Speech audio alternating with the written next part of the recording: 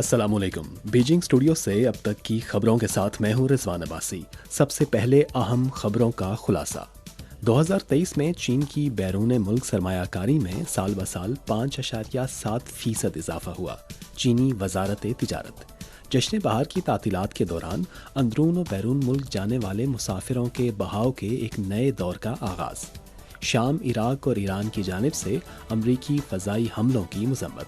और अब खबरें तफसील के साथ। चीन की वजारत तिजारत की जानिब से 4 तारीख को जारी करदा आदाद-ओ-शुमार के मुताबिक 2023 में चीन के गैर मुल्की सरमायाकारी ताउन ने तेज़ी से तरक्की की। मुख्तलिफ शोबों में 1041.85 अरब युआन की बैरूनी बराह रास्त सरमायाकारी की गई, जो गुज़िश्ता साल के मुकाबले में 5.7% ज़्यादा है। इनमें से 916.99 अरब युआन की बैरूनी गैर मालियाती बराह रास्त सरमायाकारी हुई, जो साल ब साल 16.7% का इजाफा है। बेल्ट एंड रोड की मुश्तरका तामीर से वाबस्ता ममालिक में चीनी कारोबारी इदारों की गैर मालियाती बराह रास्त सरमायाकारी 224.09 अरब युआन रही, जो साल ब साल 28.4% इजाफा है। चीन की नेशनल इमिग्रेशन एडमिनिस्ट्रेशन ने पेशन गोई की है कि इस साल जश्न बहार की तातीलात के दौरान मुल्क भर के दाखिली और ख़ारजी मकामात पर अंदरून और बैरून मुल्क मुसाफिरों के बहाव के एक नए दौर का आगाज़ होगा। हर रोज़ कस्टम से होने वाले ट्रिप्स की औसत तादाद 1.8 मिलियन तक पहुँच जाएगी, जो पिछले साल के मुकाबले में तकरीबन 3.3% का इजाफा है और 2019 के जश्न बहार के दौरान इनबाउंड और आउटबाउंड बहाव के बराबर है। चंद रोज़ कबल चाइना नेशनल इमिग्रेशन एडमिनिस्ट्रेशन ने जश्न बहार की तातीलात के दौरान दाखिली और ख़ारजी मकामात पर कस्टम क्लियरेंस को मौसर और हमवार करने के लिए खुसूसी इंतज़ामात किए हैं। दाखिली और ख़ारजी मकामात पर मुसाफिरों के बहाव की सूरत हाल को फौरी तौर पर जारी किया जा रहा है, ताकि कस्टम क्लियरेंस के लिए चीनी शहरियों को 30 मिनट से ज़्यादा इंतज़ार ना करना पड़े। इसके अलावा मुश्तरका मुआयना इदारों और मुतल्लिका मकामी महकमों से करीबी राब्ता कायम रखा जा रहा है, ताकि महफूज, मौसर और हमवार कस्टम क्लियरेंस को यकीनी बनाया जा सके।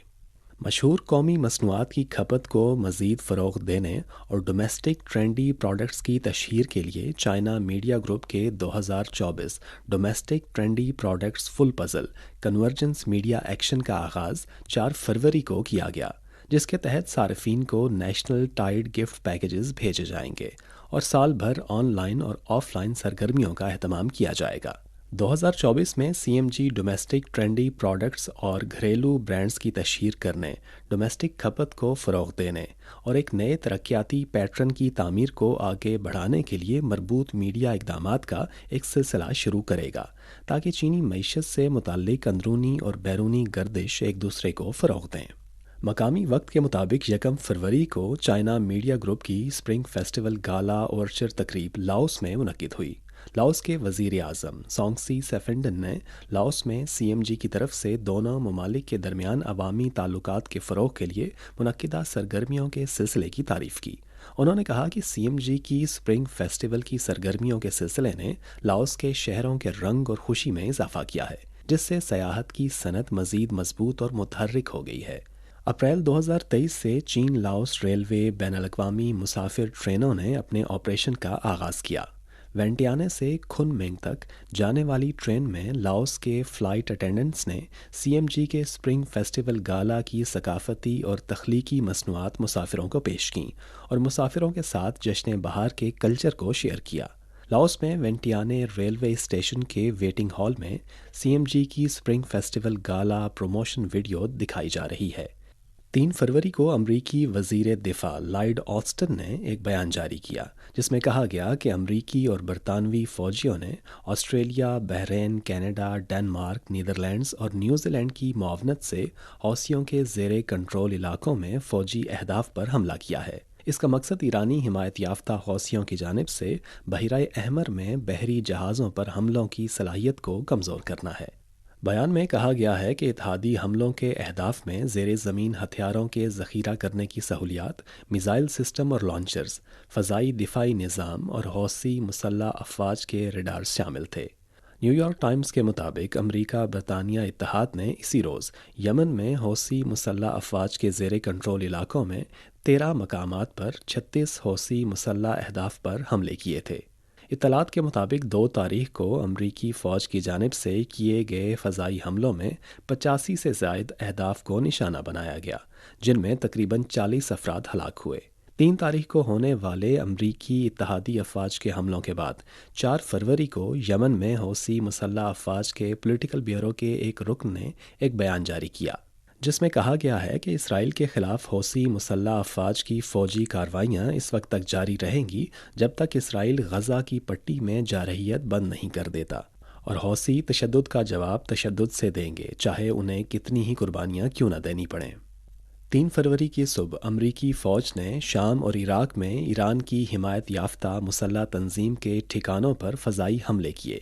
اسی دن شام، عراق اور ایران نے امریکی فوج کی کارروائیوں کی مذمت کرتے ہوئے کہا کہ یہ قومی خود مختاری کی خلاف ورزی ہے اور اس سے علاقائی کشیدگی میں اضافہ ہوا ہے۔ عراقی وزارت خارجہ نے بھی عراق میں امریکی ناظم الامور کو طلب کر کے باضابطہ احتجاج ریکارڈ کرایا۔ شام کی وزارت خارجہ نے 3 تاریخ کو ایک بیان جاری کرتے ہوئے کہا کہ امریکی فضائی حملے شام کی خود مختاری، علاقائی سالمیت اور عوام کی سلامتی کی خلاف ورزی ہیں۔ بیان میں اس بات پر زور دیا گیا ہے کہ شام حملے کے جواز کے لیے امریکہ کی طرف سے استعمال کیے جانے والے تمام بہانوں اور جھوٹ کو سختی سے مسترد کرتا ہے۔ اس کے ساتھ ساتھ امریکی فوج کا شامی سرزمین کے کچھ حصوں پر قبضہ جاری ہے، جو کہ واضح طور پر امریکی حکومت کی اقوام متحدہ کے چارٹر اور اس کے اصولوں کا احترام نہ کرنے کا ثبوت ہے۔ بیان میں کہا گیا ہے کہ اس فضائی حملے نے ایک بار پھر ثابت کر دیا کہ عالمی عدم استحکام کا اصل ذریعہ امریکہ ہے، اور اس کے اقدامات نے مشرق وسطیٰ میں تنازعات کو انتہائی خطرناک طریقے سے بڑھا دیا ہے۔ عراقی وزارت خارجہ نے عراق میں امریکی ناظم الامور کو 3 تاریخ کو طلب کر کے عراق میں امریکی فضائی حملوں کے خلاف باضابطہ احتجاج کیا۔ ایرانی وزارت خارجہ کے ترجمان ناصر کنانی نے 3 تاریخ کو کہا کہ امریکی فضائی حملوں نے شام اور عراق کی خود مختاری اور علاقائی سالمیت کی سنگین خلاف ورزی کی ہے۔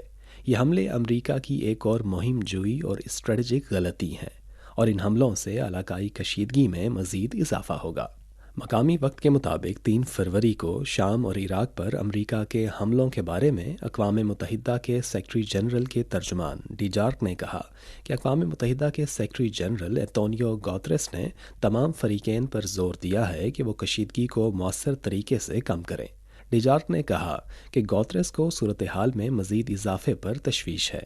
انہوں نے تمام فریقین پر زور دیا کہ وہ کشیدگی کو کم کرنے کے لیے ٹھوس اقدامات کریں اور پہلے سے ہی اس غیر مستحکم خطے میں وسیع تر تنازع کے معاشی اور انسانی نتائج پر غور کریں۔ اس سے قبل اقوام متحدہ کی سلامتی کونسل نے روس کی درخواست پر شام اور عراق پر امریکی حملے کے حوالے سے 5 تاریخ کی سپہر 4 بجے ایک ہنگامی اجلاس منعقد کرنے کا فیصلہ کیا تھا۔ روسی وزارت دفاع نے 3 فروری کو اعلان کیا کہ 27 جنوری سے 3 فروری تک کے ہفتے کے دوران روسی افواج نے یوکرین کی مسلح افواج کے فیصلہ سازی کے مرکز، فوجی صنعتی تنصیبات، فوجی ہوائی اڈوں اور اسلحہ ڈپو سمیت تنصیبات کو نشانہ بنانے کے لیے گائیڈڈ ہتھیاروں اور ڈرونز کا استعمال کرتے ہوئے 37 اجتماعی حملے کیے گئے، جس سے یوکرین کی فوج کے مغربی ساختہ anti aircraft missile system launchers اور دیگر آلات کو تباہ کر دیا گیا۔ اس کے علاوہ یوکرین کی مسلح افواج اور غیر ملکی کرائے کے فوجیوں کے ٹھکانوں پر بھی حملے کیے گئے۔ یوکرین کی مسلح افواج کے جنرل اسٹاف نے اسی دن جنگ کی رپورٹ جاری کی، جس میں کہا گیا کہ گزشتہ 24 گھنٹوں کے دوران فرنٹ لائن علاقوں میں 45 جھڑپیں ہوئیں۔ یوکرین کی فضائیہ، راکٹ لانچروں اور توپ خانوں کے یونٹوں نے 10 سے زیادہ مقامات پر حملے کیے، جہاں روسی اہلکار، ہتھیار اور فوجی ساز و سامان موجود تھے، جس سے روسی فوج کا ایک توپ خانہ تباہ ہو گیا۔ مقامی وقت کے مطابق 3 فروری کو چلی کے صدر گیبریل بورک نے ایک پریس کانفرنس میں کہا کہ ملک کے جنگلات میں لگنے والی آگ سے 40 افراد ہلاک اور 200 سے زائد لاپتہ ہیں۔ انہوں نے کہا کہ محتاط اعداد و شمار کے مطابق آنے والے گھنٹوں میں ہلاکتوں کی تعداد میں اضافہ جاری رہ سکتا ہے۔ یہ تھیں اب تک کی اہم خبریں۔ رضوان عباسی کو اجازت دیجیے۔ مزید خبروں کے لیے دیکھیے ہماری ویب سائٹ، پتہ ہے urdu.cri.cn۔